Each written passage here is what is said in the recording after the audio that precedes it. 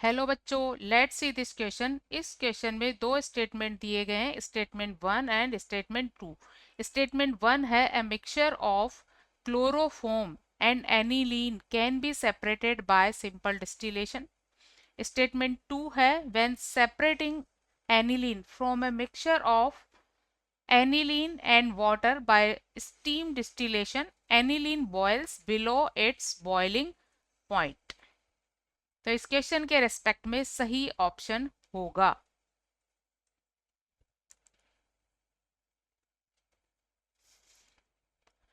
बच्चों, क्लोरोफॉर्म का boiling point होता है करीब 66 डिग्री सेल्सियस और एनिलीन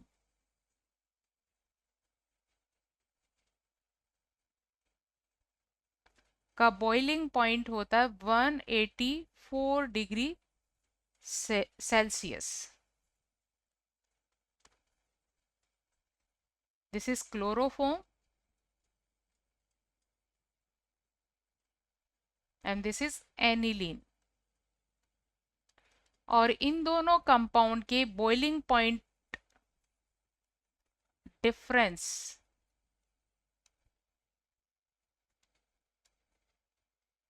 काफी ज्यादा है।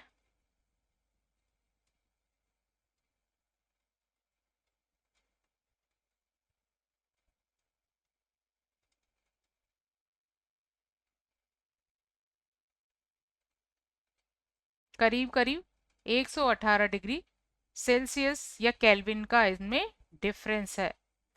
और इस केस में अगर दो लिक्विड्स के बॉइलिंग पॉइंट में डिफरेंस 25 डिग्री सेल्सियस से ज़्यादा हो तो उनको हम सिंपल डिस्टिलेशन से सेपरेट कर सकते हैं। टू लिक्विड्स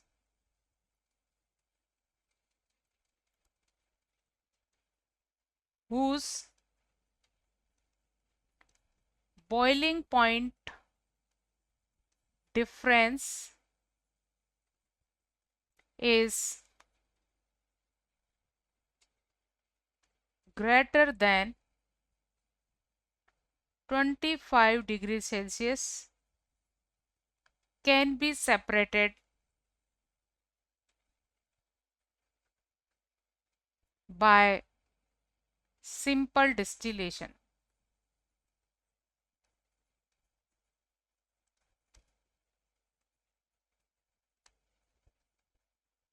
तो स्टेटमेंट 1 ट्रू है, क्लोरोफॉर्म एनिलीन को हम सिंपल डिस्टिलेशन से सेपरेट कर सकते हैं।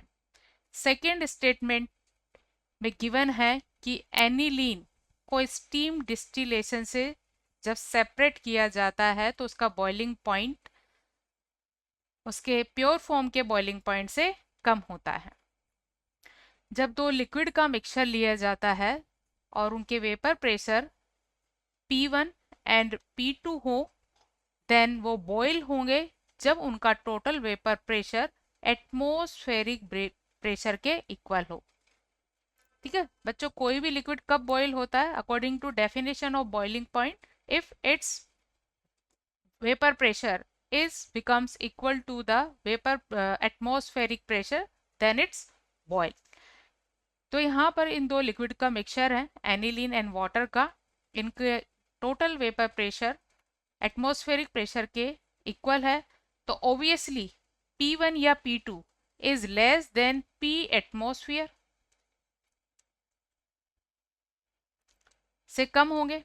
अब इनके वेपर प्रेशर अगर कम होंगे तो बॉइलिंग पॉइंट भी कम हो जाएंगे। As vapour pressure decreases, boiling point also decreases. तो यहाँ पर एनिलीन का बॉइलिंग पॉइंट कम होगा। अगेन सेकेंड स्टेटमेंट भी सही है। तो इस क्वेश्चन का आंसर होगा